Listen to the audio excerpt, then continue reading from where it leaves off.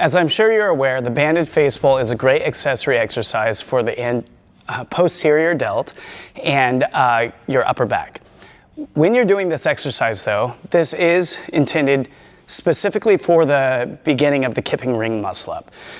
When you're doing the kipping ring muscle up, pulling the rings higher up away from your hips is going to give you more leverage for transitioning, and as opposed to hips to rings, which doesn't give you any leverage for transitioning.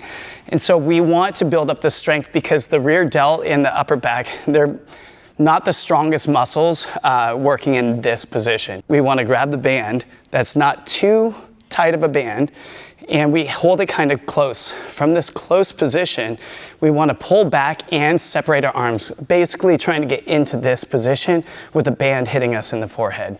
When you're doing the kipping ring muscle up, pulling back this way, it's really going to start here, but pulling back this way is part of the transition, especially important on short strap ring muscle ups.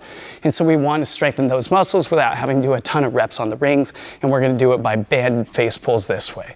Make sure that you're separating your arms so I'm actually stretching the middle as I'm pulling back. I may need to adjust by stepping back further if I don't feel like I'm getting enough work out of it, or I might need to use a skinnier band, smaller band with less resistance in order to get that position.